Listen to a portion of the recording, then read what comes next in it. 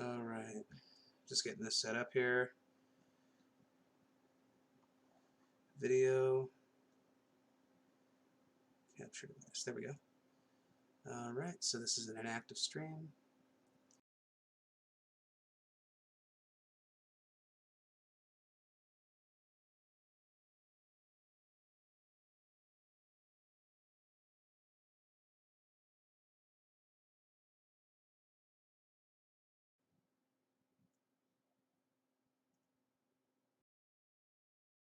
I mean, I've been talking to this kid and a couple other kids on Instagram, and in their schools, if you say you like Donald Trump, you get an in-school suspension for hate speech. You know, you say you lean this way politically instead of being far left, you get punished, you get detentions, and they get really angry about that, and it just pushes them completely to the other side. There's so much harassment that you get for not agreeing with the mainstream narrative that it's just too much for people in their normal lives to deal with. It just interferes too much. It just causes too many problems. If I were super leftist right now, if I was spewing all of their talking points, they wouldn't call me brainwashed. They wouldn't call me exploited, and they would say I know everything I'm saying, and it's not just an act of rebellion. They would call me woke, and they would be worshiping my feet. It's a really strange double standard that they have. You know, with people like Greta Thunberg, they never say that she's exploited, that she's brainwashed. With Desmond, they say that all the people calling CPS are being, you know, so paranoid. I just think it's so clear that the double standard that they have with that.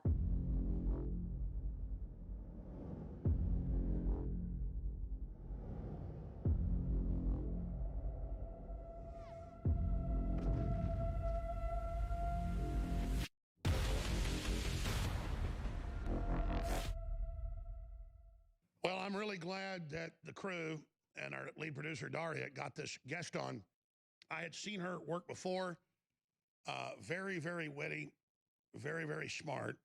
A little bit of foul mouthness to it. And you know, for those of us that don't use a lot of foul language, just in regular repertoire of our verbal lexicon, you can try to look down on that. But I can certainly cuss like a sailor as well. But when you're talking to general audiences today, there's a reason that President Trump has thrown a few cuss words in speeches. It's because for some of the people out there, that's the only way you're able to reach them now. There has been such a dumbing down. Her humor is very witty, very smart, and getting a chance to talk to her folks and you know, see her work, she's really coming up with 90% of this on her own. I think her parents are obviously smart patriots, and they're adding a few points, but she's extremely witty. In fact, I've got a 14-year-old daughter that I could say is just as smart, but she's not really political. She just supports me. She knows I'm right. She's very well informed. She just doesn't really care. Most of her friends are listeners. She's got friends all over town at other high schools. And um, I literally go to these girls' houses at pool parties and stuff to pick her up. And it's like 20 girls, and half of them are wearing Trump and InfoWars shirts. And that's not just in wealthy parts of town. I'll go out to some thing at party to pick her up at Dripping Springs at some birthday party, and you know it's blue collar folks, and they're all listeners. And again, it's not just Alex Jones here. I'm not bragging. Oh, I got a bunch of listeners and young people. It's the exciting news that Steven Crowder's popular and Paul Watson. But what really scares them is somebody like this young lady coming along. SOPH.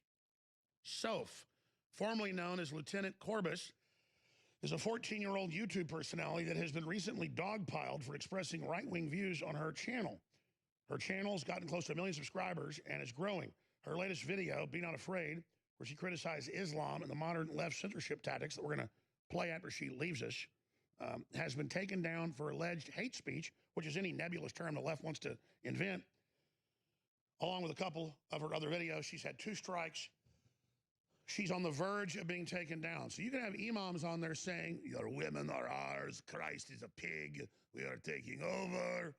You can have all that up there, but you can't criticize Islam. Here are the headlines, the breathless headlines. YouTube's newest far-right, foul-mouthed, red-pilling star is a 14-year-old girl.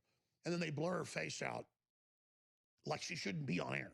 Oh, but Desmond can be 6 years old when he first started dancing at gay bars and talking about taking ketamine.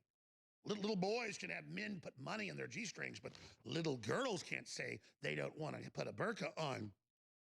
Potty mouth. Oh, suddenly the left is so concerned. Potty mouth. Oh, look, a girl we didn't abort. Oh, she's potty mouth 14-year-old anti-PC YouTuber comes under fire. Daily Mail.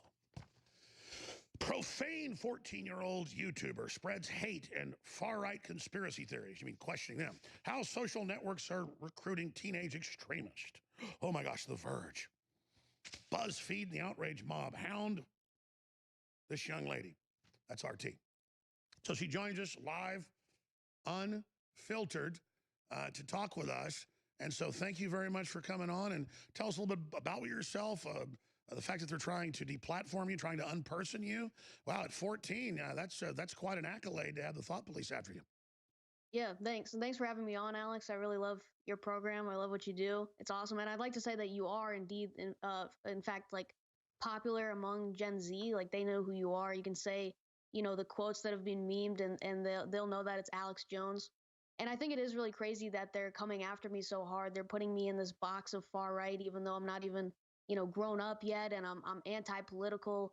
And I think it's really crazy. I think though it's a good sign that this is really throwing them for a loop and that it's a good defense against the thought police, because you see, a 14-year-old saying the things that I say and they don't know how to handle it. Like, you write an article about her, it just makes her even more famous, and it makes you seem like you're smearing a 14-year-old, and it's really hard for them to come after me. And I think and I would also like to thank BuzzFeed, because I've gained like 100,000 subscribers over the past 24 hours because of them. So it really backfired on them. Well, well, you're right. I mean, it's backfired for now, but last time I heard, correct me if I'm wrong, you're the expert on this. Tell us about the censorship you've gone through, the censored videos that have been taken down.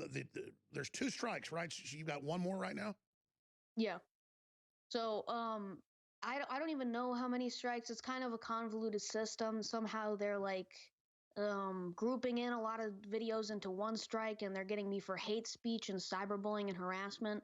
And I think I'm 1 away from my channel being terminated, which is scary, but I don't think it's a reason to back down, and I won't change my content because of it, because YouTube is really a stepping stone. It's not something that's going to be around for much longer, because people are just getting sick of being censored. And I really hope that events like these are ones where controversial anti-PC YouTubers can sort of unionize and move over to or start a new platform. Well, that's right. As they squeeze, it just pushes people out, and we're going to create new platforms. But in the time being, you've got to be careful, and your parents got to be careful. And obviously, you're running the show. You're very smart. Once they take you down, though, then they'll be able to lie about you. So I would create a backup channel through somebody else you work with where you also post your material, so that you'll be able to have a voice and kind of leapfrog as long as you can. Because once they take your scalp, they kind of, I guess like Gollum, they turn you into a slave of theirs. I mean, they create a straw man and steal your identity. So that's the next level of this. But I think, as you said, these strikes are fake. Some of the strikes have been pulled back. But they're in there, a bunch of bully SJWs piling on a 14-year-old young lady. And you don't look like you're even that physically big, but your brain is big. And I guess that's got to be very threatening for them, all ganging up on a girl. Mm-hmm. Yeah, it's I hope the strikes get, because there's just such a big audience on YouTube that it's good to grow an audience there. But I certainly find your story inspiring, because even after every major platform removed you, you're still going on your own website. And I think that's a step that a lot of us need to take if we want to survive and keep making our content. Wow. Okay. Well, I got 3 daughters, and they're awesome. And they're smart, but I'm impressed. Tell me something about your parents and something about yourself. Don't get anything too private, but whatever's okay for you to get into, because I think America really admires you. Thanks. My parents are they voted Democrat. They voted for Hillary Clinton. They're left-leaning people, but they're fine with different opinions in the family. They think that's fine, and they truly believe in free speech. They don't necessarily agree with me, but they don't want to shut me down either, because and I think that's a stance that more left-leaning people should take, that they should be okay with, ideological dissent. So your parents are more classical liberals who actually believe in freedom and their children being able to think for themselves. Yes. Well, there was a time in my life 25 years ago where I was almost Democrat because the Republicans were being anti-free speech, nothing like this. And those liberals back then were good people on average. That misguided some of them. But now it seems like, do your parents get freaked out by how piranha-like the left is attacking you and lying about you? I mean, yeah, they're certainly worried about that. They're nervous about that. I mean, just some of the journalists finding, personal info, it's sort of scary. Like, is somebody going to show up at your house? Are you going to get swatted? What are they willing to go through to take down somebody like me? So they're nervous about that. Are you saying somebody's trying to dox you, or?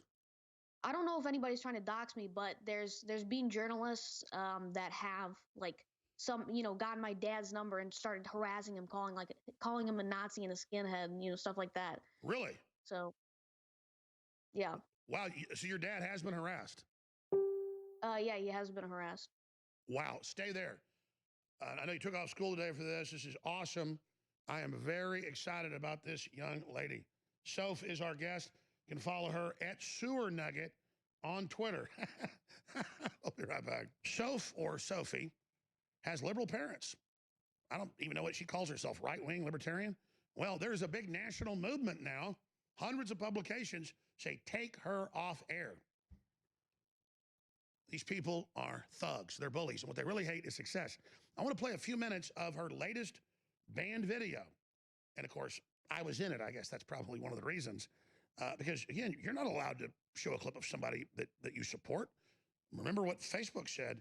You're only allowed to talk about me if it's negative. So we're going to have Sophie decry me after this video. And then maybe she can call me a name she wants. She can come to studio and throw tomatoes at me. Alex Jones is horrible. He believes in freedom. But just add the proviso, he's a bad person. So here's the latest banned video that they say you don't have a right to see. Assalamu alaikum, my Muslim brothers and sisters. I come to you today to atone before Allah for my misdeeds against His people. I perpetrated grievous verbal abuse against the defenseless and entirely innocent people of Islam by very sincerely threatening nuclear genocide on the serious platform that is a Discord server. Little known fact, I was given permission by the United States government to do it.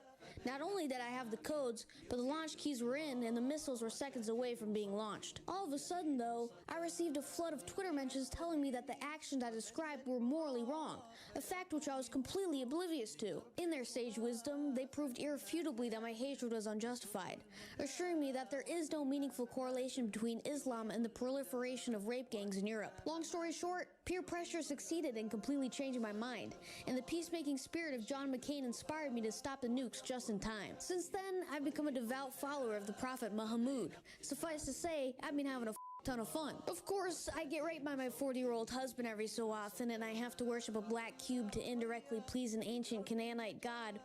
But at least I get to go to San Fran and stone the out of some gays, and the cops can't do anything about it because California's a crypto caliphate. The only part of Islam I absolutely cannot get into is the anti-Jew stuff. Personally, I just can't support any sort of animosity towards Jews. I wouldn't want to be a Nazi now, would I?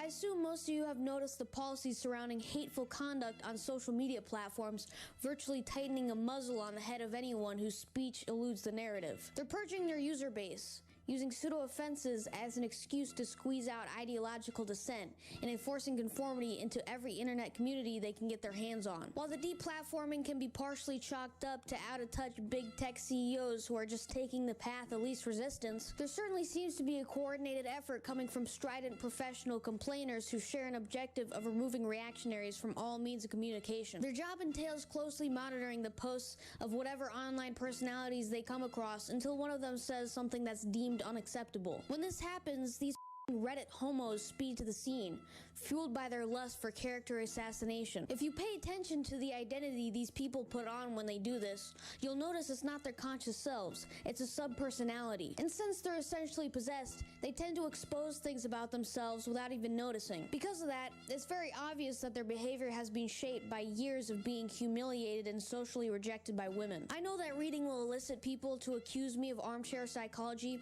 but ask yourself this. Why do they always speak like insufferable women? You see, I've had enough run-ins with these amoebas that I understand how they operate, and they never confront you directly. Instead, they default to saying things like, "This is not a good look." I know that sort of language immediately gets the blood boiling, but think about it. They're saying you look bad rather than saying you're wrong. The reason for that is that their objective is not to challenge your ideas, but to give you the feeling that a Stacy stare does. Because in their little pea brains, being a social outcast is the worst thing you can be. To put it bluntly, their whole MO is a post hoc projection.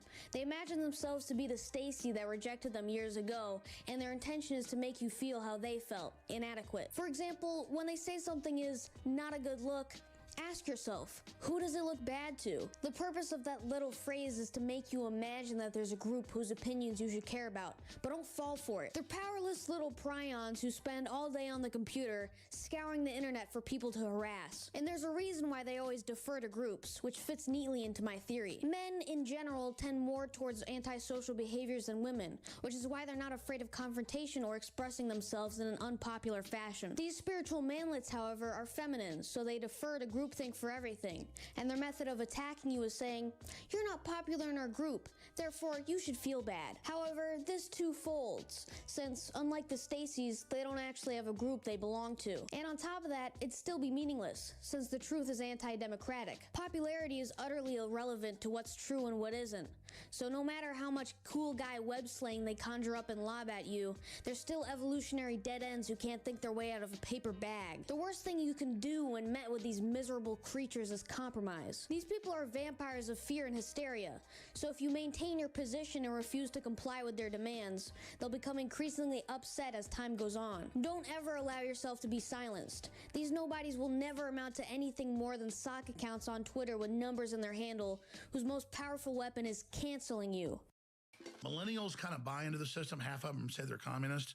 I think they're going to wake up and figure out they've been conned. But Generation Z is very libertarian. And the fact that they're like really watching sophisticated stuff, I think that's part of genetics, is that each generation rebels against the last generation. And the older generation always thinks it's bad. Sometimes you're a good generation. They shouldn't be rebelling, but they genetically do it in case you're bad. And I think that the rebellion of young people against the thought police is a very, very healthy thing. I mean, I'm just telling you, like, I literally go to like school sporting events and other things. And I go to public schools with my kids and their friends. And it's like, they don't know what CNN is. They know what Logan Paul is. They know what Alex Jones is.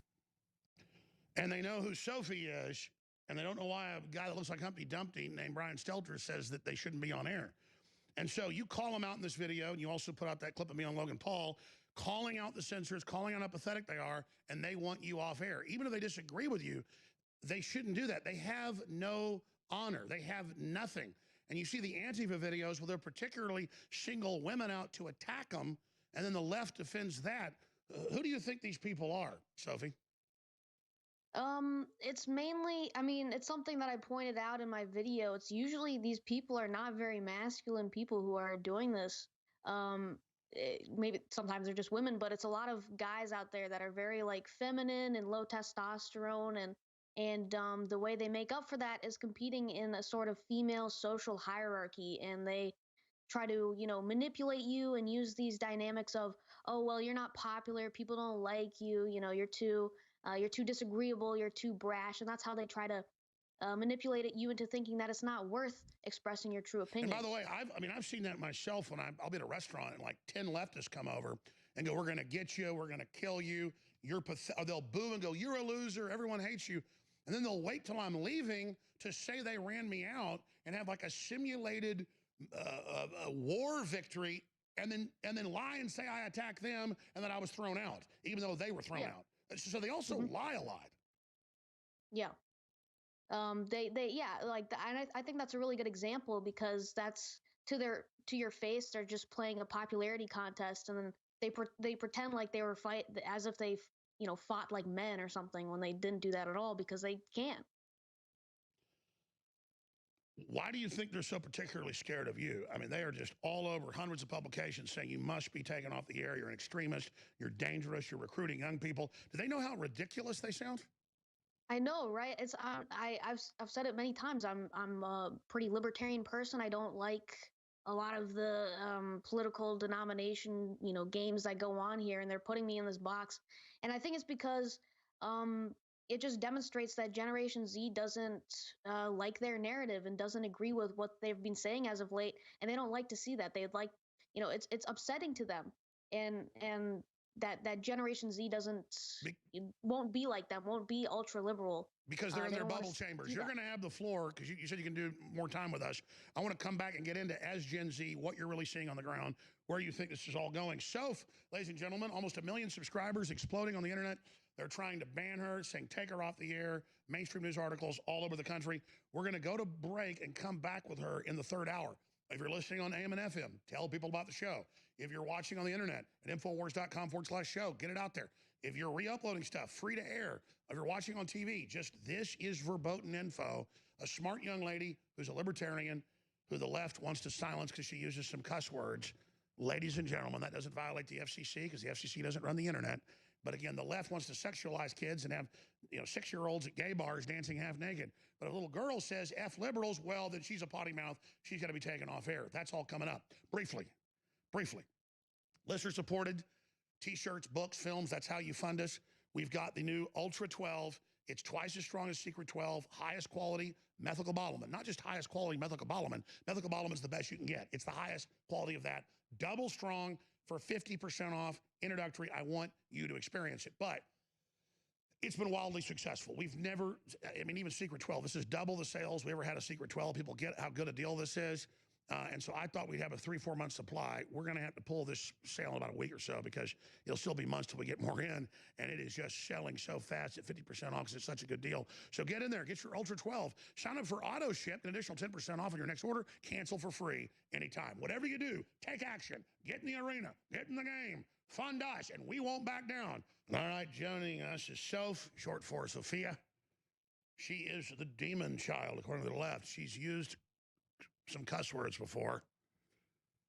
Oh my gosh. And they even blur her face out on BuzzFeed. And the national news has done it too. They said, the little exploited girl. Again, they have 6-year-old kids for years up to age 11 dancing naked for men, having money put in their G-strings. That's good. The convicted murderers on television talking about using ketamine and rohypnol in gang rape. They've got convicted child molesters doing story time unscreened with your children all over the country. But this young girl, she's well-spoken, and she doesn't like leftists. I'm going to read some of these articles when we come back.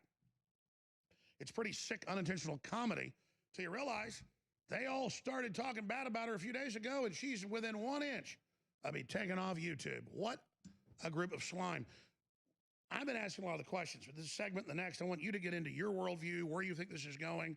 You were talking about Generation Z and what you're seeing on the ground. I told you what I'm seeing in Austin. If you don't mind, what's the general area you live in, and what are you seeing? I live in California. I used to live in New York. And you said you see Gen Z really waking up. What are you witnessing? I like to think of it as we're sort of the creation of the previous generation of ultra liberals. Kids are seeing other kids like Desmond who are, truly maybe being exploited and, dancing at strip clubs and whatever. And they're seeing, over the top LGBT studies at school that are so bad that we can't even get into. How much vulgarity that is in them, and kids see that and they're freaked out, and they wake up to it, and they realize that some sort of narrative is being pushed on them, and they rebel against it. Exactly. That's what I'm seeing is everywhere in the schools, public or private, they're saying Donald Trump's a KKK commander. People go find out the truth, and then they never believe their teachers again. Yeah. I've been talking to this kid and a couple other kids on Instagram, and in their schools, if you say you like Donald Trump, you get an in-school suspension for hate speech. You say you lean this way politically instead of being far left. You get punished. You get detentions, and they get really angry about that, and it just pushes them completely to the other side. Walk through more of that, because you see this in the news where People get thrown out of class for saying they support Trump. People get thrown out of school for wearing American flags. The Ninth Circuit ruled you can't wear American flags in, 12 states, that it's a symbol of hate, and that schools can say you can't wear them. I mean, how do we produce this many America haters? Um, I don't know. I guess I don't actually know where all of the ultra like far left sort of thing stemmed from exactly. It's probably the result of a lot of factors, and it may be a response to a conservative generation before that. You've talked about it, generations rebelling against each other, and it seems that the pendulum swing just keeps getting more and more extreme. Well, that's it. You have the CIA and the Ford Foundation wanted to screw up society. That's all declassified. So they created a hyper leftist thing that's actually a ruling class. They weren't rebelling. They said, you're the ruling class. Now they've created anti-free speech mobs that are below them. So the baby boomers have created the Generation X, and then the millennials below them that are pretty authoritarian on average. Mhm. And then now you just got an organic rebellion forming against being put in a cult, a leftist cult. So I think you hit the nail on the head. That's exactly what's happening here. Yeah. It's like it was some sort of thing. I don't know. Yeah, it goes back a lot in time. I know nowadays a lot of people are far left, just as they're capitulating to the pressure that I talked about in my video. They can't, you know, all there's so much harassment that you get for not agreeing with the mainstream narrative that it's just too much for people in their normal lives to deal with. It just interferes too much. It just causes too many problems. Well, we're really excited to have Soph joining us. She's at Sewer Nugget on Twitter, on YouTube at SOPH, at patreon.com/Corbis. She's close to 1 million subscribers now, and she's exploding across the internet. Hundreds of millions of views on different derivative channels, and the system is getting mad. I want to spend time with her, but I want to read to you some of the things they're saying about her, because it's comical. The hand-wringing. You'd think, again, that some type of monster like Godzilla had come out of the ocean and was attacking, and it's breathless BuzzFeed and Time Magazine, or Newsweek. Get it off the air. Oh, gosh. And it just shows what authoritarians they are, but also how they have been built on these universities. They're now like a cancer busting out, and they just demand full conformity. But let's go over this. How did you get into YouTube? What made you want to get on air? How long have you been doing it? And you talk about YouTube being a stepping stone. What do you want to right now in your life? What are your aspirations?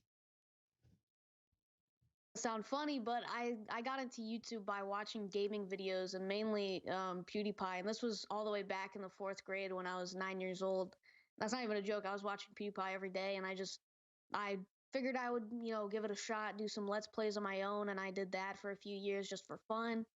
And eventually I found the commentary genre on YouTube, which was blowing up in 2016, and I thought that was sort of I guess a prototype of what I'm doing now, where I would articulate some sort of idea for an audience. And back then it would be over a video game. And that just sort of progressed over time after the commentary genre kind of died out. I grew as a person, and I gained more knowledge. I sort of moved on to this, and realized I would be, a good person to fight against PC culture and thought police, and I could do some pretty good comedy videos. And about YouTube being a stepping stone, I think just nowadays with all the censorship, and there's no transparency between YouTube and its creators, and the community guidelines are constantly changing to, please everybody who's putting pressure on them to be more PC. It's not a viable option for anybody who wants to make anything remotely nuanced, remotely interesting, and controversial. So yeah, I eventually maybe set up my own website, maybe move on to other platforms that are set up. I know BitChute is a good option, and Well, my advice I'll is just see. But be on as many platforms as you can. Go ahead. yeah, so just widen my reach and try to be present, and maybe do something like Infowars. Yeah, set up your own website is probably the safest option. Well, let me raise this point to you. You need to fight back at what you're doing. And you're very confident. You're very smart. You're very quick on your feet. And I'm not saying don't be confident, but I would also defend yourself because these outrage brigades, big tech works for the universities. They work to create this. They are feeding the trolls by empowering them to have people removed. That's all they're doing. So they need to be called out. But we go to Democrat Party events. My reporters do. I do every week, 5 or 6 times. And I'm telling you, we're not cherry picking people to just make them look like unhinged maniacs. I don't care if they're young or if they're old. You go to a Democratic event, they act like people at a state mental institution. They don't like free speech. They're violent. They're hateful. They scream. They yell. They are aggressive. They're bullies. And then I talk to you. I'm conservative or libertarian or just nationalist young people. They can be black or white. They're always smart. They're always talented. You don't have talking points. You know, you sound like a smart adult. Most adults sound totally dumb now. And I'm just not sure what's happened in society, what's happened in culture. And I don't know what you're experiencing out in California. It seems pretty bad out there. But I mean, what is it like? You're well-spoken. Your parents, I'm sure, are well-spoken. Have you noticed that a lot of adults can hardly talk? Yeah. I mean, in my personal experience, I've seen a few teachers try to push a political message onto me, and when you question them further about it, they can't really defend their standpoint, and that's sort of disappointing. As I don't get much interaction with adults outside of that. I know online watching series like Change My Mind. It's just embarrassing how some of these adults act and carry themselves through the world. They take themselves so seriously. It's unbelievable. You know, something we need to do, we haven't done in a while, is we've got 8 Skrillex and people famously, we shot that screaming, "You're an effing white male," to a white male, saying, "You don't have speech, you're an effing white male." We've not made a compilation the last few years of all the unhinged leftists with their veins about to bust out, screaming, "F you, Nazi, you have no free speech." I mean, here's just a quick clip of there's like 20 minutes of this from just last week. Here it is. Get the hell out of here! Get these people the hell out of here right now! And they just run around foaming at the mouth. Alex Jones kills people. Who's he killed? People. Who? All of them. Names, please. The ones that he killed. We would really like to know the names. The Jewish people. Oh my gosh, come on. Give me the That's names. enough. Come on. And she's not editing this. It goes on for like 20 minutes. And then you think, well, that doesn't. Then you go out in public. They're like, it's like Oprah Winfrey, The Secret. They believe because, oh yeah, let's see Ace Skrillex for a second. We haven't seen him in a while. They, with audio in a second. They believe if they say it, you're a green frog, you're a green frog. Here, let's play some Ace Skrillex. White man! White people don't know what it's like to be poor. That's right. And there's Carl the Cuck. Oh, we got to dump it. We've got an edited version. There, somebody find it. Okay, let's go back to our guest. I'm ranting here. Sophie, where do you think this is going next? I honestly have no idea. I think the sort of censorship is only going to get heavier and heavier as there's more conflict and tension between the two sides of the issue. And I think you've talked about this before. They slowly just increase the oppression until just at every step of the way they just expecting people to accept that, as if they just add a little bit more censorship, a little bit more. Okay, you can't say this, you can't say that. I think it's going to get to a tipping point where even people on the left are like, I can't handle this anymore. And I don't know what that's going to end up with, if that's going to be an actual war, or if that's just going to be, a lot of riots. But it's certainly going to end up in a lot of conflict the way I see it.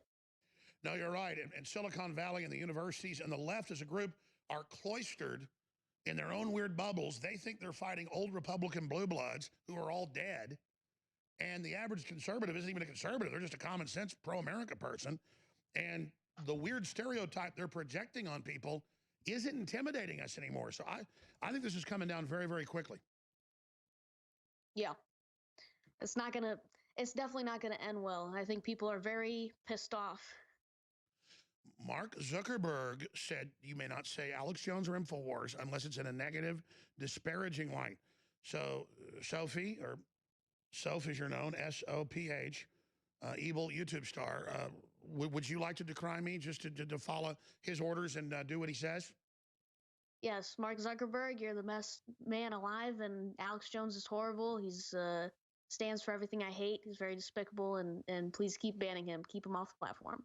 But that's not exactly, the exact words were, you must decry me. What's the exact term?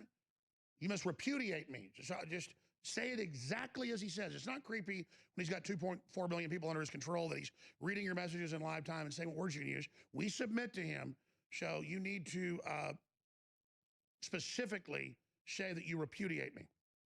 I repudiate Alex Jones. There we go. And you I say agree with that out of my free will. AOC, the world is ending in 12 years. Yep. And if AOC gave you Kool-Aid with cyanide in it, you're going to be good, right? Yep. You're going to do what AOC says? I'll drink all of the tap water that AOC wants me to drink. AOC. Think about AOC. People are like, you're knocking AOC because she's a woman. I'm knocking her because she looks like a meth head demon. It's a damn moron. Got the crazy eyes. Oh, she's got some crazy eyes, man. She's, let me tell you, if she isn't snorting big old lines of methamphetamine every day, she's smoking it. We'll be right back with the evil thought criminal at Sewer Nugget. Welcome back. I'm your host, Alex Jones. Our guest is really interesting. SOPH, Soph, at Sewer Nugget on Twitter. Hundreds of millions of views, a million subscribers almost. Patreon.com/Corbus. She used to go by Lieutenant Corbus. And she's just criticizing the left censorship. She's criticizing open borders, radical Islam. And they now have 2 strikes against her. They want to take her channel down. She's with us. I want to read some of this hysterical stuff they're saying about her. But you're very nice. You're very smart, but you're also very polite here on air. Other points you want to make, other things you want to get into, what you want to do when you, aspire to be when you grow up. I forgot to get into that. And just other points you'd like to make. I would just like to say that I think it's a good point that if I were super leftist right now, if I was spewing all of their talking points, they wouldn't call me brainwashed. They wouldn't call me exploited, and they would say I know everything I'm saying, and it's not just an act of rebellion. They would call me woke, and they would be worshiping my feet. It's a really strange double standard that they have. With people like Greta Thunberg, they never say that she's exploited, that she's brainwashed. With Desmond, they say that all the people calling CPS are being, so paranoid. I just think it's so clear that the double standard that they have with that. Let's get more into the harassment. Tell us what happened to your dad. Well, this journalist named Talia Levin, she somehow got his phone number, his work email. She just started by asking if she could get an interview with him because I wasn't responding to her emails because I looked her name up when I saw her first email, and I realized that she was looking to paint me as some far-right extremist. And when my dad didn't reply, she started, like trying to call him, text him. After a while, she said that he was enabling some sort of racist Nazi behaviors in me. I mean, really just crazy stuff. That's real defamation when they're funded by an actual Nazi collaborator, George Soros. And that's one of the things they criticize you here is you talk bad about the Lord and Savior, George Soros. In fact, here's some BuzzFeed examples. YouTube's newest far-right, foul-mouthed, red-pilling star is a 14-year-old girl. Then they blur your face like it's bad that your face can be seen. What does a 14-year-old girl dressed in a Cador have to say about YouTube to amass more than 800,000 followers? How about this? Nobody follows these people. I become a devout follower of the Prophet Muhammad. Suffice to say, I've been having a lot of fun. Of course, I get raped by my 40-year-old husband.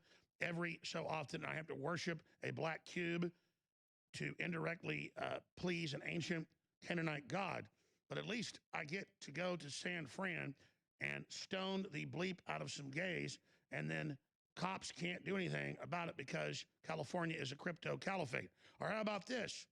And then it goes on. Yes, if you want a vision of the future of YouTube is midwifing, imagine a cherubic white girl mocking Islamic dress while lecturing her hundreds of thousands of followers about Muslim rape gangs, social justice homos, and that's all edited together, and the evils wrought by George Soros under the thin guise of edgy internet comedy. Oh, there's a guise. Oh, but they found the secret popular thing. It's always the same formula. We caught the secret that's all over and popular, and then they misrepresent it. And I want to warn you, and it sounds like you're smart beyond your years, but I still haven't figured this out. You talk to the New York Times, the Washington Post, anybody. You got to record it all. They still don't care. They will lie about you at criminal levels. And so I've gotten to the point where I will not do any interviews because nothing good can come out of it. And what you're doing is very smart. If your dad talks to these people, or you do, they will say, you know, that she was eating feces in front of us, screaming Heil Hitler, and her father was raping her with 14 baboons. I mean, they will say anything, so I'm warning you. Yeah. I mean, with Joe Bernstein, I already got a taste of that. It's the email he started off with when he tried to, talk to me, and of course I didn't respond because he's well known to be, a person that wants to smear everybody who doesn't agree with him. The email he started off with, he literally promised that he wouldn't use the article title that he used. He promised that he wouldn't say, "Oh, this is Poll's favorite new far right 14-year-old." He literally said that in the email, and then he went right ahead and did it. He was trying to be, all Yeah, you need to amicable publish it all. and buddy. People don't know. They have to lie even if it helps. I'm telling you, total inversion. So I'm glad you're experiencing it now so you know how bad they are. Was it shocking to have them lie to your face and then even have the email proof it? Yeah. I mean, I was expecting it. That's why I didn't respond to the email because him trying to be all nice and try to predict what my move was, that I was gonna try to make fun of him or something. Being like that, I was like, there's no way that he actually wants to have an honest discussion with me, because these people never want to have an honest discussion. So I didn't reply, and then when he made the article, I wasn't surprised, because that's just what these journalists do. They have no principles. Well, here's the good news, and I'm not just saying this. Obama was hot when he was running, and for about a year when he was in, he would get millions of views on YouTube. He gets, like, when he was still president, like 2,000 views on his average YouTube. Trump gets 1 million. I would get 1 million, whatever. So BuzzFeed, all these groups, it's turned out to have fake clicks. They're all going bankrupt. Salons going under. So people understand, they literally have no readers except other fellow journalists that go around getting people censored. So they're not even journalists. They're a bunch of failed sellouts to the system that don't understand everyone hates them and it's over. Yeah. I mean, they just can't accept that these sort of news publications are becoming a thing of the past. The content is becoming, it's going to a video format. It's going to online streaming. That's the new thing. And they're just sort of crawling to try not to die out. And so they make these crazy moves and crazy stories to desperately try to get clicks. And yeah, you're right. A lot of people that are reading these are people who are just like them, who are looking to smear people. So when they read Joe Bernstein's article, they go over to my channel and they mass flag it and they get me striked. So I think that's what's happening. Well, if you talk to like a Charlie Warzel or any of these writers, you think they're putting on a retarded surfer act. Like you think, okay, you're just acting dumb. They have low vocabularies. They're incredibly stupid. They're not intellectuals. Usually their parents have, mental illnesses and things. I'm sad to say it. These are the bottom of the barrel. These are people that, on a farm, you'd have carry the bags of apples. You couldn't even have them go up in a tree and get apples. And I'm not being mean. But you have to understand, they are told they're the ruling class. They don't even get their villains out there killing free speech and openly trying to mainline tyranny. We'll push our next guest back 15 because you took school off today, and I got to have you on more. And if you'll go on Owen today, this is a hot interview. People love you, and I'm very excited at what you're doing. My little sewer nugget, again, at sewer nugget. And again, it's SOPH, like Sophie, but Soph. And patreon.com/Corbis. People should really support what you're doing. Even if they don't like the edginess, this is how nationalists, conservatives, and patriots are going to win, is in 1,000 different strikes. Some things delivered like a conservative preacher, if that's who you are. Some things like a wild-eyed libertarian like I am. Some things like a snarky young lady like she is. But the quantity of quality information is light years ahead of the enemy. We don't have teleprompters. We're really talking. She's not being handed pieces of paper by her parents. She's up here having an adult discussion that most university professors couldn't have. Like they have a few talking points and then look to see if you have notes when you're talking to them about anything, because they're frauds and they know their time's over. And people like Soph are the future. So looking into the future in the final segment with our fellow thought criminal straight ahead, I'm Alex Jones, still here, still fighting. Infowars.com, prisonplanet.com. Tomorrow's news today. No exaggeration. How much was it? It was something like $6 million, $7 million a year we were bringing in off YouTube. And I was able to finance a bunch of the stuff we were doing here. I mean, it was one of our main funders. And about 5 years ago, they just demonetized 99% of our videos. I noticed if we had a video bashing police, because I'll bash cops when they're bad, they would greenlight the video, let it get 20 million views, wouldn't shadow ban it, let all our subscribers see it, and we get paid. And they had YouTube vice presidents, and I had to sign non-disclosures and stuff, but calling up or I had to sign a verbal. I had agreements with them. It was all proprietary, so I can't get into all of it on air. But it was just stuff like, let us guide you into your message, and you'll be a big, bigger star. And I've got plaques in there, where they send us awards and stuff. And I was like, wait, you want me to bash cops, and then you'll turn the monetization on? So when we started to get more pro-police, I was never against police, but the media would cherry pick my negative comments and blow those up because they wanted that cultural division. When I started realizing that and pulled back, then they got upset. So there's a lot that goes into all of this. And you got to be on the inside to learn about it all. Now understand, when you've got 80-something employees and bandwidth costs and things, $6 million sounds like a lot of money. How about when $6 million is gone? And I'm not complaining. I'm saying, think about how they didn't just take our sponsors. They don't just block us everywhere. They don't just take us off of all these platforms and then now tell you can't say our name. Then they make us, again, pay for our own bandwidth, which is fine. We're doing it. Our own audio, our own video. And it's a good type of pain. And we're going back to our guest. When usually our videos that we post maybe get 100,000 views in a week or so. Viral ones, sometimes 1 million. We've had a few that have gotten 7, 8, 9 million apiece. And then I get the giant bill. That's an extra, $80,000 or whatever. But it's just people don't understand what goes into all of this. And then to just have people come in when you build a subscriber base and you put money into it with equipment and crew, then you use YouTube with 5 billion views, and they already put ads on it and don't even give you the money, and then they completely throw you out and lie about you when they do it. That's really the biggest insult here. But the good news, and the reason Soph is so important at Twitter at SirNugget and on YouTube at SOPH, is that even if they ban her, she'll go find another platform. And over time, it'll kill YouTube and Facebook. But other people will step into her shoes as well. So I just wanted to let her know that all the young people out there that are excite me, of the kids that are politically awake, I'd say 80% are contrarians, anti-establishment. They like Trump, but they really just like freedom of speech.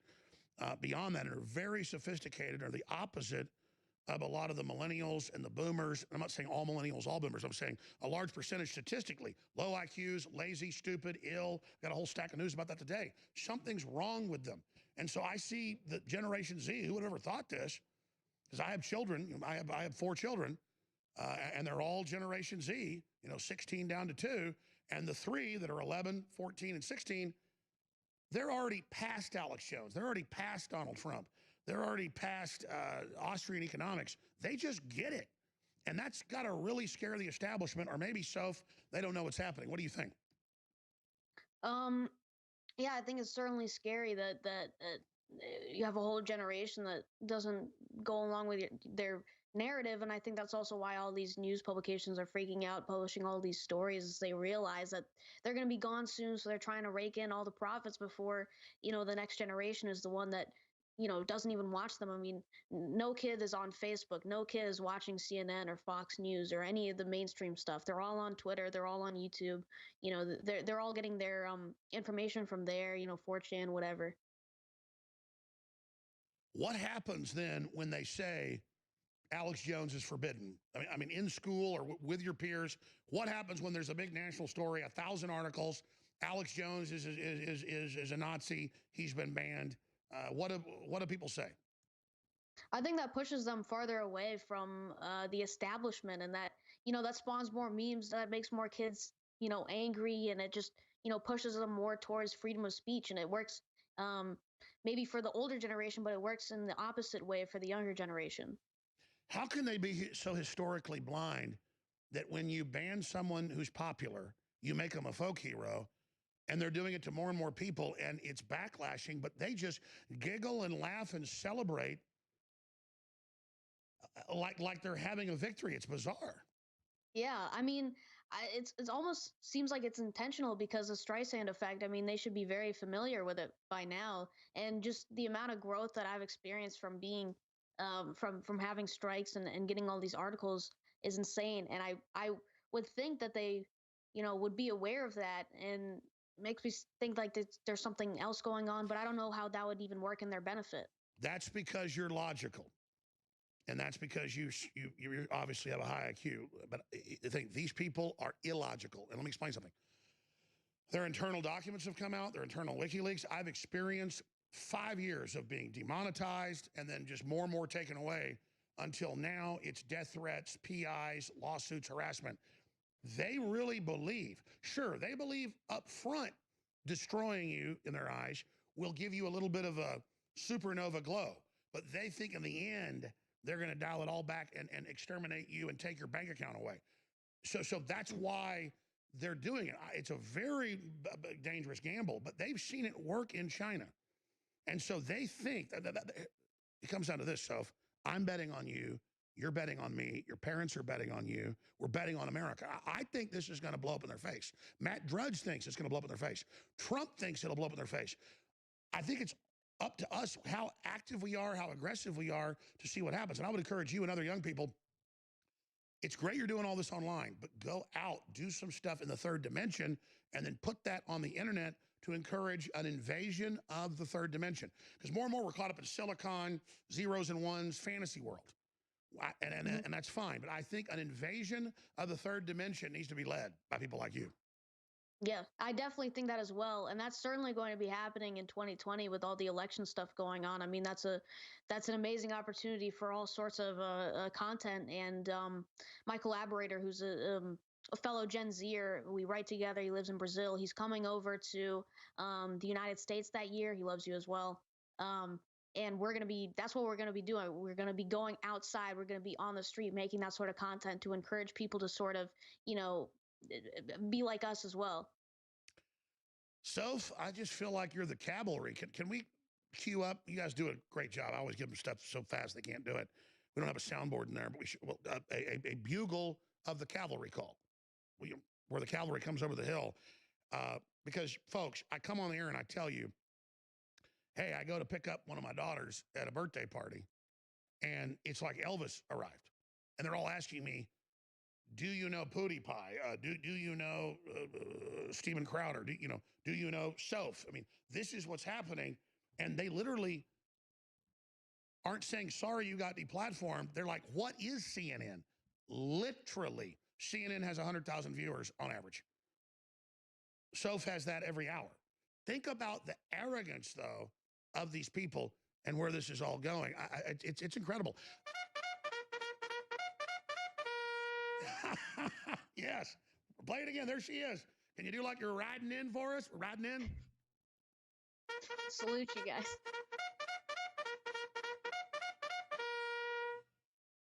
Awesome. So I don't want you to miss any more school, brainwashing or whatever.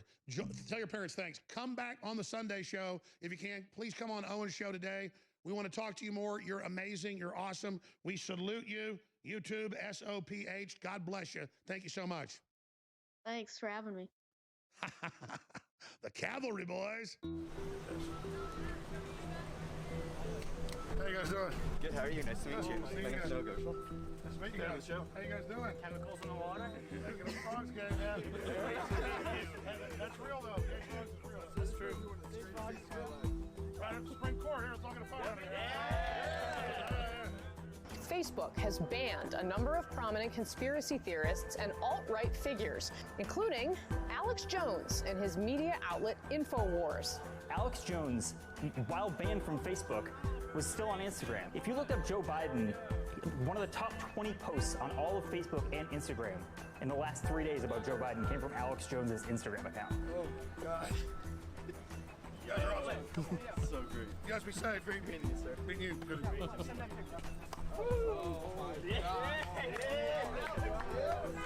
I know that we don't exactly have the strongest reputation on privacy right now, to put it lightly. InfoWars. The most banned network in the world. They've not shut down our speech. We're at Infowars.com and Newswars.com, and we're defeating the leftist tyrants. I got mobbed on the streets by fans that almost all of them said, we used to love you on air. It was so good to see you on the iTunes or on YouTube. Are you coming back? We're at Infowars.com. We're at Newswars.com. Paul Watson's launched his own Summit.news. We have our own videos. We have our own articles. They're trying to destroy us, but thanks to you and others having us on, Infowars is still chugging along. So we're there, folks. Tomorrow's news today. Infowars.com, man! Woo!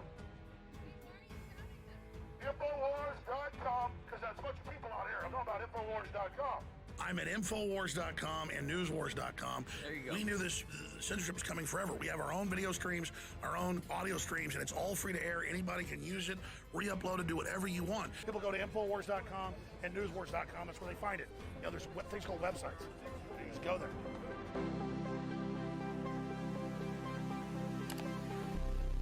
Well, I've got some really good news for all the viewers and all the listeners. This was going to be a big loss because we couldn't get the deep earth crystals anymore. It's been a 1.5-year fight, but we have the original producer, the original crystal source, the best atomic iodine in the world. X2, ladies and gentlemen, is back. X2 is back. Deep earth crystal, not from seaweed, where it's not pure, it can be contaminated, but true atomic iodine. We get it from the DEA approved. It has to be held in a contained facility before it's then put into the process that makes it legal to put out. Because anybody who's watched Breaking Bad knows true atomic iodine is used in the production of methamphetamine. It's not a drug, it's not bad, it's good for you. You have to have it. But it's very hard to get atomic iodine. Nobody has ever really done this until we worked with researchers and others in the last few years to do it. And so we've gone back to the original producer, and we've been able to do a deal to not be put over a barrel from the extractors of it, the oil companies, to bring it to you. So X2 is back. We got it. This deal just happened about a month ago. We rushed it into production. It's been bottled. The labels are being put on today. And then it's going to be on an 18-wheeler right here to Austin from the plant in the Rockies. And it's going to be shipped out to you. Be sure and sign up for auto ship. Get an additional 10% off, the 25% off celebration of the fact that we got it back and we're relaunching it. Research the iodine conspiracy, find out why it's so important, find out why the globalists don't want you to have the good halogens, they want you to have the bad halogens at InfoWarsStore.com. That's the umbrella site. InfoWarsLife.com takes you right to the supplements. And this is the King Daddy, ladies and gentlemen. It is X2 Original, now back at InfoWarsStore.com.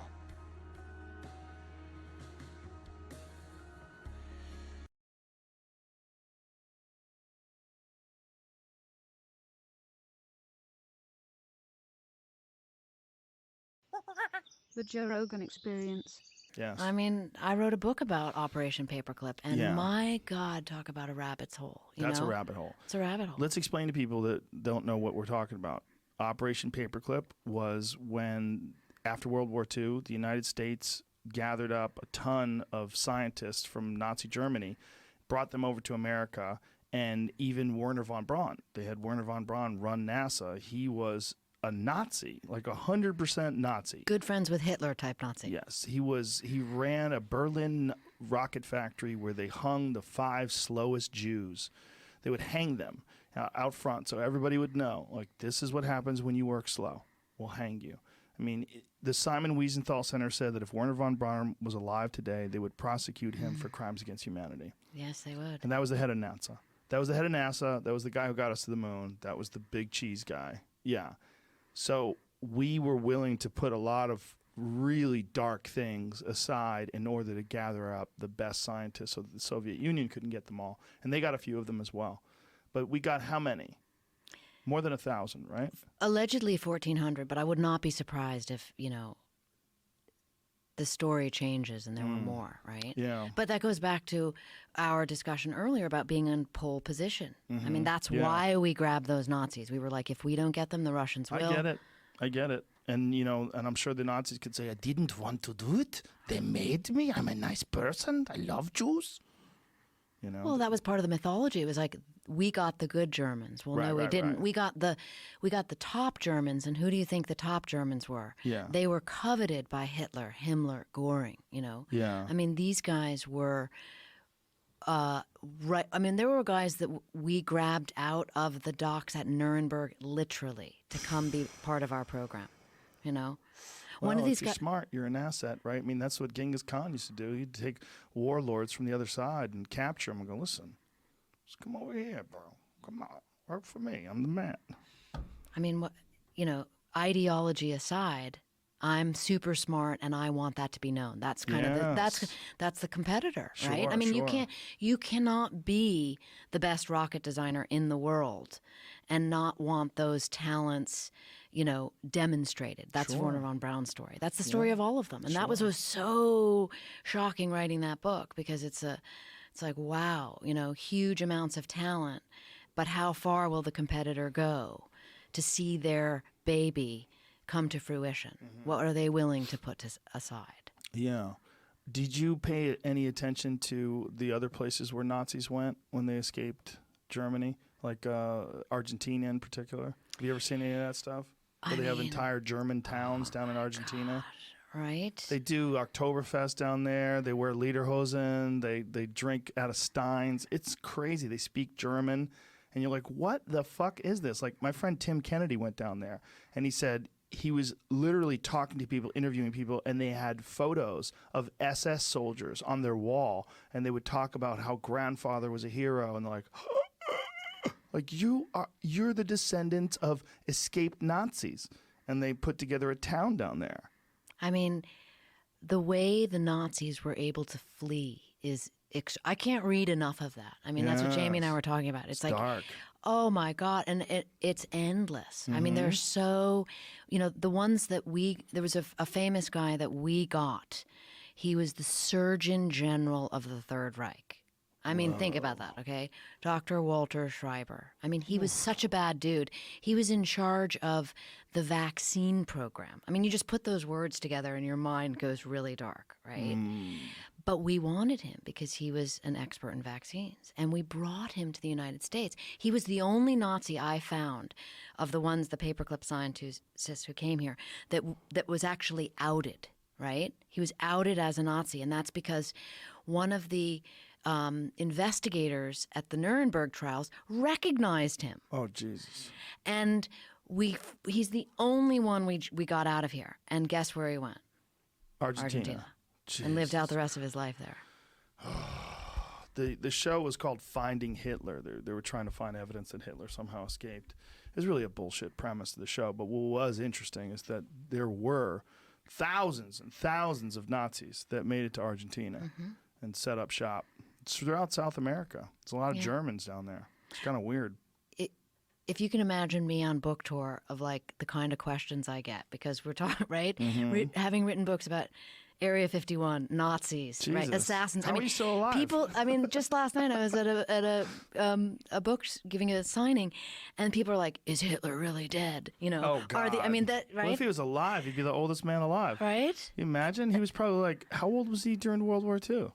He had to be in his 40s, right? He'd be hundreds, I mean, no, but right? Or they say he cloned himself. He'd be right? 160 years old. He'd be 120 now. Well, that's what he'd be? 1889. Okay. Oh, Jesus. Jamie knows. That's an old man. I mean, there's been 120-year-old people, but it's fucking pretty rare.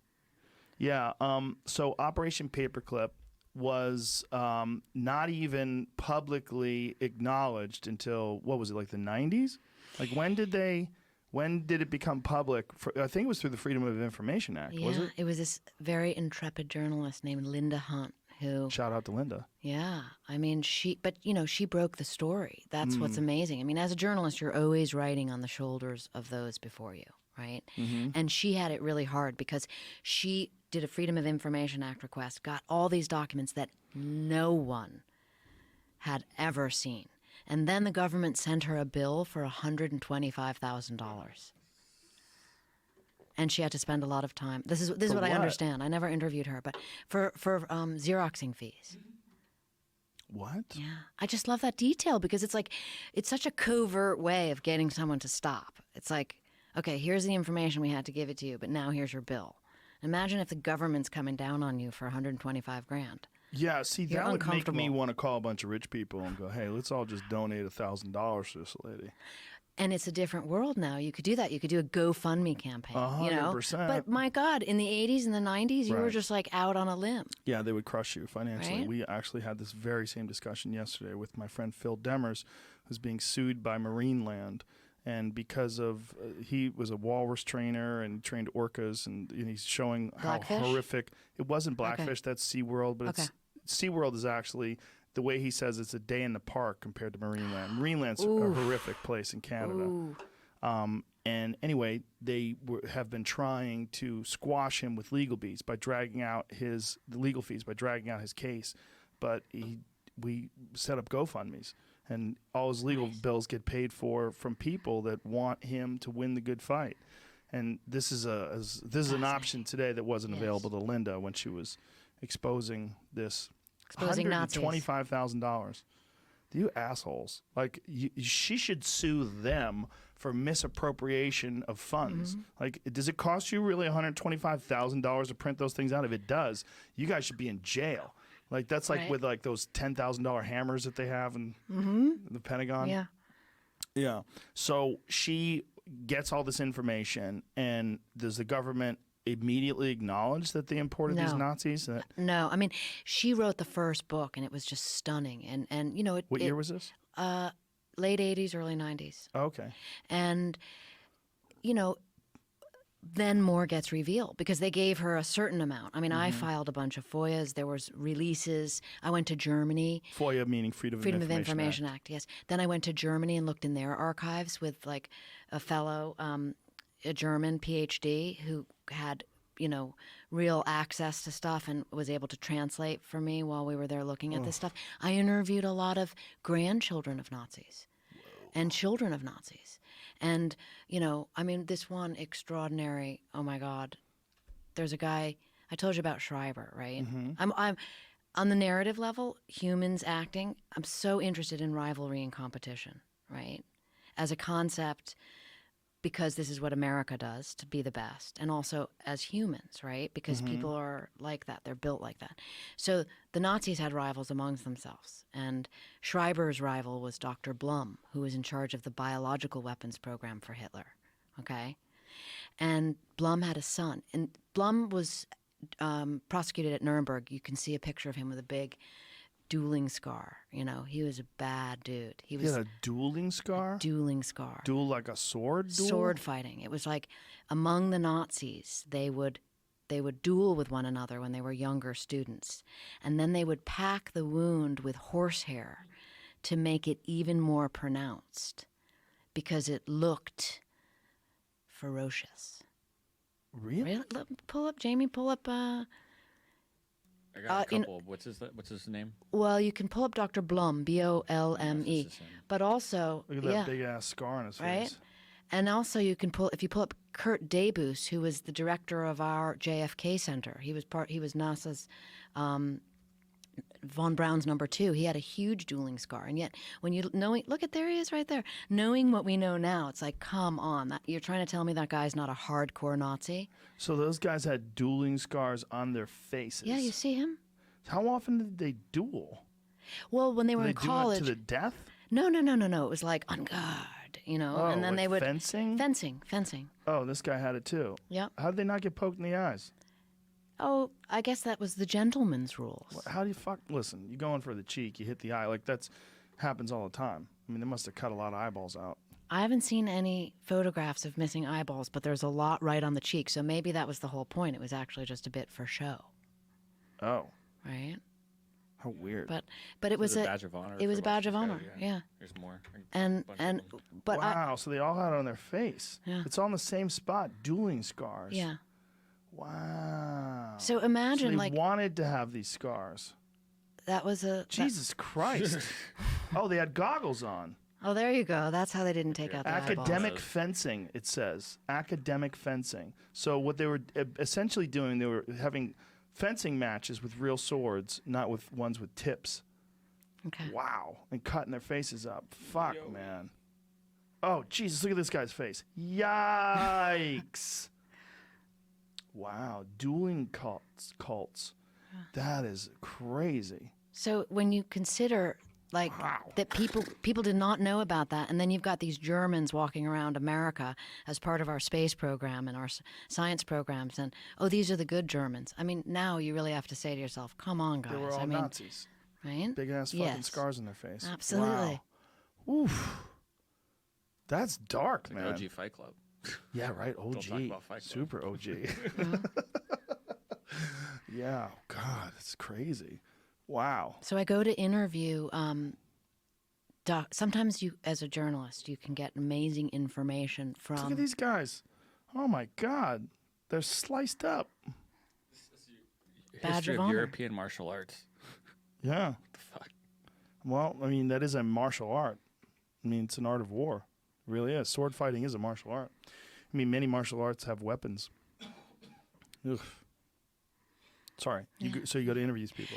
So to piece together the story, Yes. right? I can't tell you, others can, right? Sometimes to find out more about the Nazis, I went to Germany and sought out some children of these top Nazis to see if maybe they didn't have journals or anything they might share with me. And one of them was Dr. Blum. His son, I tracked down, I found him. And he said, yes, you may come visit me. And it was such a remarkable journey. It was like he lived in the Black Forest. I had to take like a taxi through the mountains, up over the hill, down through the valley, into a courtyard behind a church to Dr. Blum's house. So he was the junior to his father, who was this horrific Nazi. I mean, a top Nazi, had favor of the Fuhrer, wore what was called the Golden Party Badge, right? Hitler gave out these little buttons. Blum's was, I believe, number 6. So that's how favored he was. Wow. And his son, Dr. Kurt Blum, whereas the father was in charge of the biological weapons program. So his plan was to, murder people with biological weapons from nature, right? The son had been a medical doctor, but had left the profession to cure people with flowers. It's called Bach flower therapy. So he was this very interesting individual who had never given an interview before, and he agreed to let me come to him. So I go on that journey. I go to his house, and he was remarkable. I mean, he was so interesting. Talk about the sins of the father, I mean, my God, what he had as a burden, right? And I asked him to tell me everything he could about his father, and he did. And then he asked me to tell me what I knew about his father. I had information from the German archives about his father that he did not have. Like what kind of stuff? Like that his father had given something. I'd just come from this archive and found these documents. Dr. Blum ordered that 6,000 tubercular Jews be given Sonderbehandlung. That's the German word. What does that mean? Special treatment. There's a euphemism for you. That was kill those 6,000 tubercular Jews. When you say tubercular, is that people with tuberculosis? Yes, they were suffering from tuberculosis. And Dr. Blum worked closely with Himmler, and they just decided to kill them. And, sitting there talking to this man, telling him about his father at his request was remarkable. And then he's telling me what he knows. And then as I'm getting ready to leave, he says to me, I'd like you to have these. And he takes down from his incredible bookshelf. He himself had written 8 books, right? And he takes down these books and he hands them to me. And they're in these wrappers. And I can see that they have Nuremberg nomenclature on them. And what they are is they're his father's documents from his Nuremberg trial. Oof. And I'm like, I can't take these. I thought he meant take them back to my hotel room, look at them, and then, bring them back the next morning when we were doing the next interview. And he said, no, I want you to have them.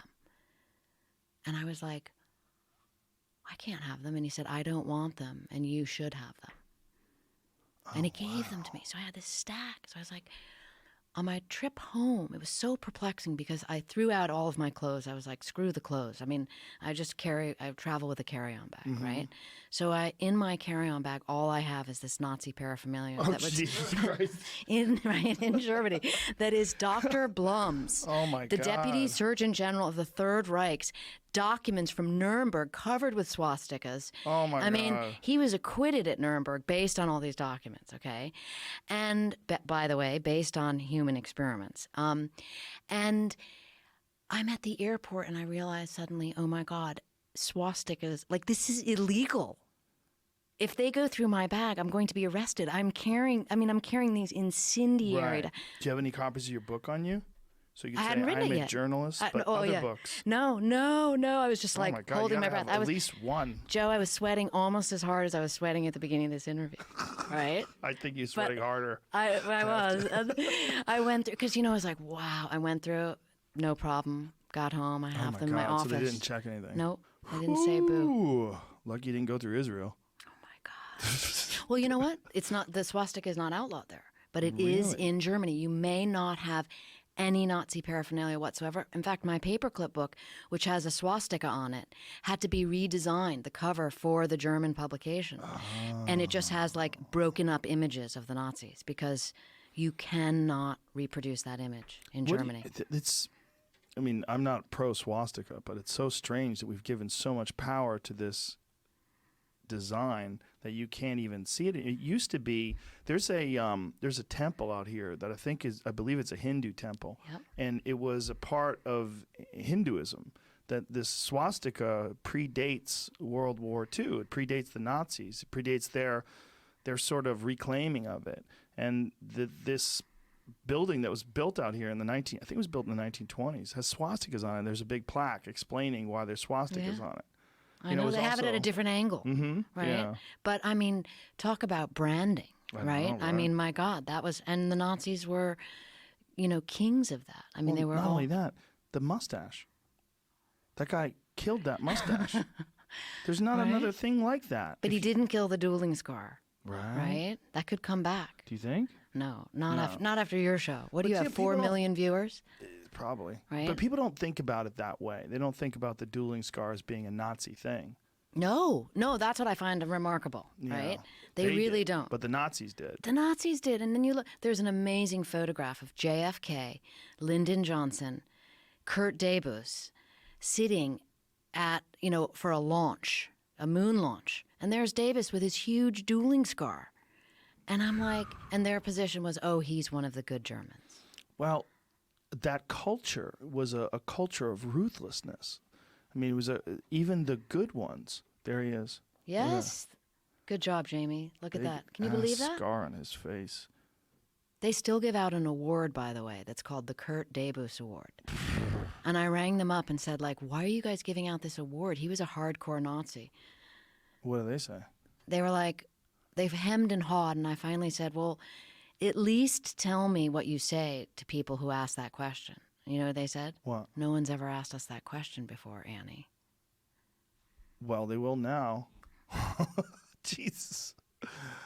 Oh, it's when you really stop and think about the horrific nature of what the Nazis did.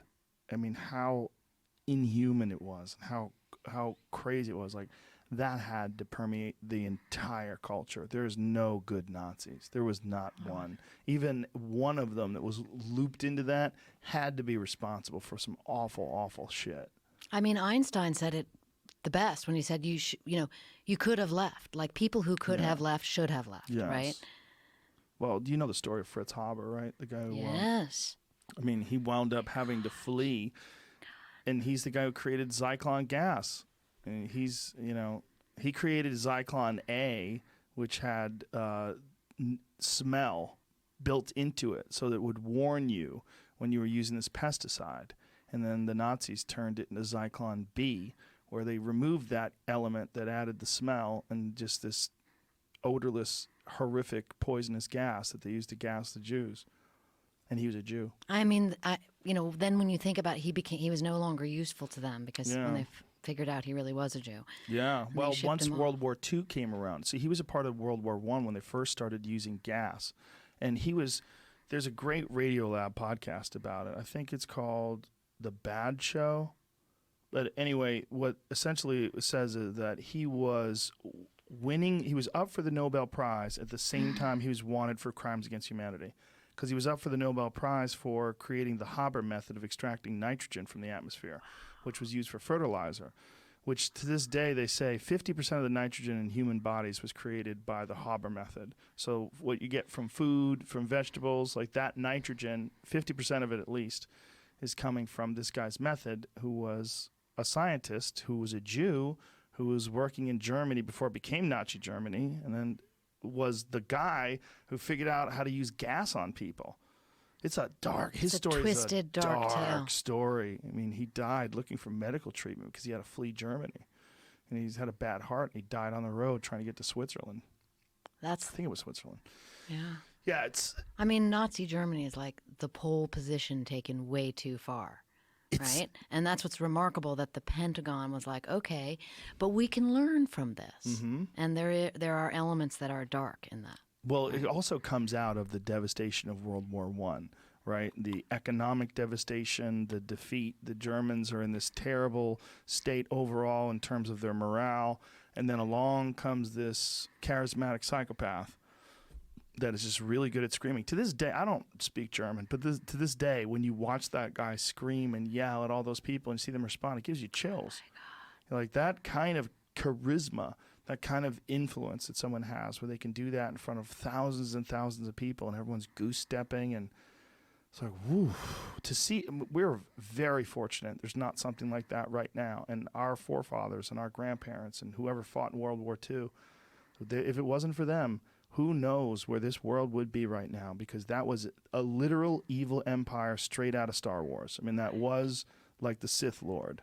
Right. They really were. They were human beings who were doing some of the most evil shit that you could, almost demonic, if you really stopped and thought about it. If there were demons pretended to be people, they would do the same thing. I mean, that's why I think it's a rabbit hole, because it's so hard to comprehend that, like, a culture of educated individuals in that moment in time that you talked about between World War I and World War II could completely become malevolent. Yeah, that's one of the more disturbing things about the Nazis, was that there were so many of these people that they did extract through Operation Paperclip. Brilliant engineers and scientists that were also evil. Right. Like, those two things are very uncomfortable for us. We like to think of our scientists as being the people that are out there trying to solve the mysteries of the universe and provide us with the technology to make our life better here on Earth. Not the Nazis. They were trying to figure out how to kill people better. They were trying to figure out how to use rockets to shoot them at Europe and blow people up.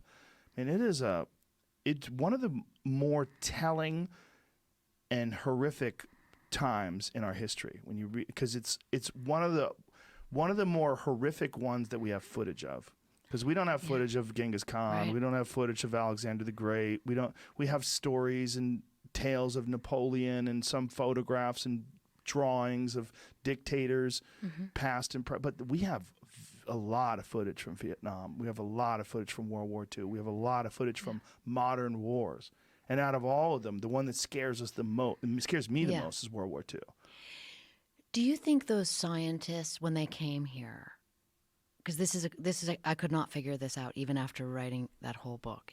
Do you think they came here and actually thought about what they had done, or they were able to convince themselves that they were the good Germans, that they were part of it? Because I never saw a single bit of remorse ever. Like, no one ever acknowledged what they had done. So it made me wonder.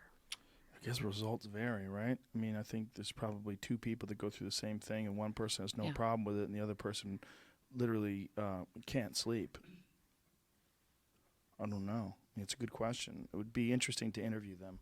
The ones who've been caught, who've been prosecuted, and who've been chased down, I mean, they've got one fairly recently. They caught a Nazi like just a few months ago.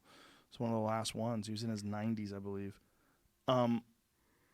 The ones who survived, they all tell different stories. And some of them say they just were following orders, And, some of them say that they didn't do it. They're being framed. They all have different stories.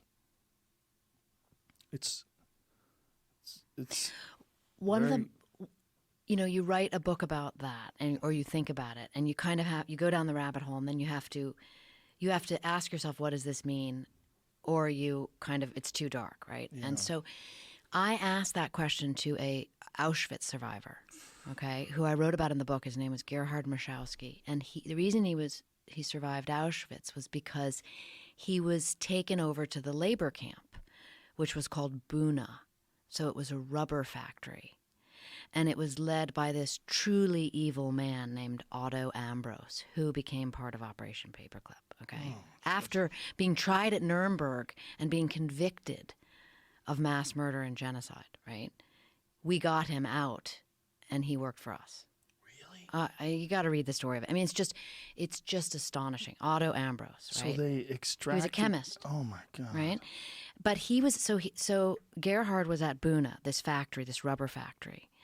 And he lived, and I did an interview with him because I was asking him, the flip side of all of that. And his whole family was killed at Auschwitz. And I said to him, what is any of... we went through all these questions to try to get some closure to this or some meaning. And I said... And then we landed on, I said, well, we couldn't answer, what does this mean, right? What does it mean for today? Couldn't answer. So when I asked him, what matters about all this? He went like this. He lifted up his sleeve, and he showed me his tattoo. And he said, that matters.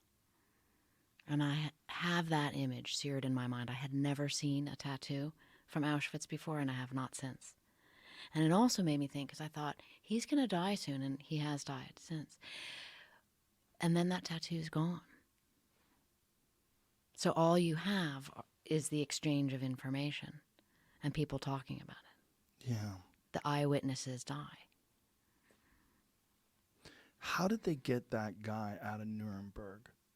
How did they get them to release him? Well, okay, so he was convicted at Nuremberg, then he went to prison. He went to the prison where we had all the... They didn't execute him? No, no. Obviously. They executed like the top Nazis, and then a lot of these guys went to prison. So there was a bunch of trials. And so I went to the prison. I saw his cell. In Germany. It was intense, Landsberg prison. And then because we were sort of policing Nazi Germany after it was not, after the war was over. We were policing Germany. And then... and a guy named McCoy was in charge. He was kind of like the governor general of Germany. And the Germans wanted Germany back. And they were like, we're tired of you guys policing us. The threat from the Russians was very real. And so deals were made. I write about all this in Paperclip, based on the documents. And one of the provisions was, we want our guys out of prison. We want them back in society. And that was arranged. And again, you don't even know these things, They're like, but that was, and then Otto Ambros, and they even gave him his money back. That was astonishing. And the family still has this villa in Switzerland, I believe, or maybe it's the Bavarian Alps, that had been in the family, which is money from, from Nazi Germany. And I called up the son to interview him. He was not as forthright as Dr. Blum's son. And, he hung up on me and said, if you ever contact me again, they have very serious privacy laws in Germany. I thought about going and knocking on his front door. My lawyer was like, Annie, do not do that. They have very different laws in Germany. For privacy? Yes. Even if for you're issues like the that. son of a Nazi? Yes, yeah. Absolutely. Well, I would imagine, look, if he didn't do anything, he shouldn't be responsible for what his father did. No, but he has the villa. That was the point. Right. He had all the money. Right. And he got that money from his father, who got that money from stealing it from people. Yes. During World War II. Yes. Yeah, like what happens there? Yes. But if you go back to that, like, we should really find out who had the plantations in America and who benefited from that. Like, go several generations from there. You could get weird with war. Reparations with big. Evil deeds where people profited. Yeah. Which is sometimes a reason why I realize in looking at these and reporting these books, which is why certain things are kept secret. They open up a whole can of worms about reparations. Sure. Yeah.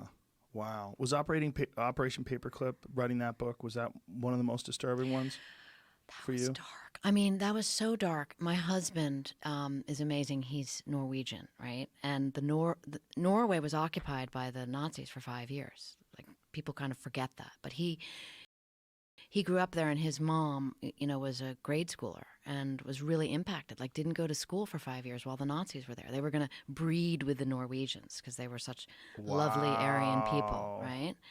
So my husband, having a Norwegian mom, was like, when I was writing Paperclip, it would be so dark sometimes. I would be like down in my office, like I can't, honey, I can't, and he'd be down there with a sandwich or coffee and he'd say, but are you throwing another Nazi under the bus? And I would say, yes. And he'd say, keep typing, right?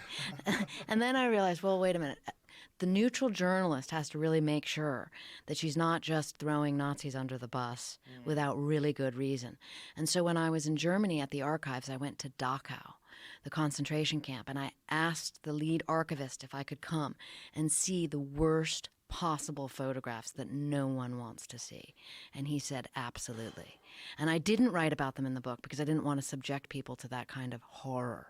But I looked at them and I saw with my own eyes people moments before they were killed, and then the bodies afterwards. And these are in human experiments to see whether or not pilots could survive height, or, they simulated different things in chambers, at high altitude or speed. And I saw photographs of, freezing people to death, right? Because they were trying to develop programs where they wanted to see at what temperature humans actually died. Right, and so they experimented on Jews. These are some of the doctors that came on our programs, and I looked at that evidence, and that blew me away. And then I knew when I left there, okay, I can throw these Nazis under the bus. It's such a crazy time in history where you really stop and think about all the different experiments that they did do. It's almost like they just opened up the vault of evil that said, listen, we have an opportunity. These people aren't people. Let's do whatever we want. It's like they're fake people. It's like they were an invention. I mean, the perception really played into it. Oof. It's so gross. It's so scary to think about that humans just, a generation or two away were capable of doing that.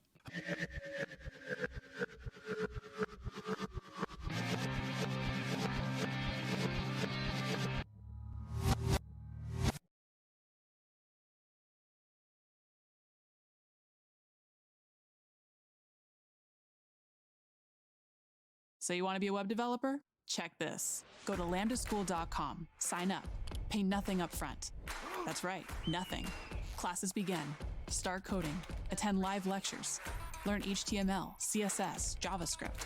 Get stuck, break your keyboard, buy a new keyboard, find the answer, keep going, sleep, wake up, go to campus. Yeah, right, we're online. Code even more. Learn React, learn Redux, Zoom conference, share your code, Slack your instructors, ask questions, get some help, master C, master Python, master Django. Take a break. Okay, break's over. Hack some more. Learn data structures, learn algorithms, learn operating systems. Career prep, write a resume, assemble your portfolio. Land the perfect job, get paid the big bucks. Oh yeah, and then you pay Lambda. What are you waiting for?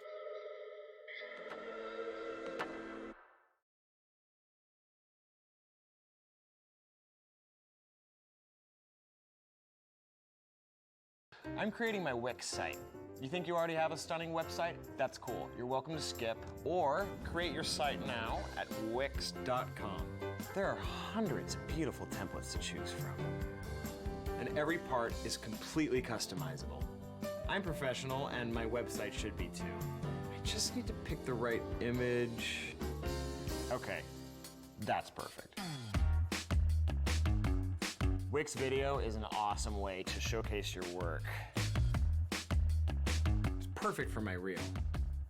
I need that feeling of nearness. I do. As an actor, getting noticed is a big part of the job.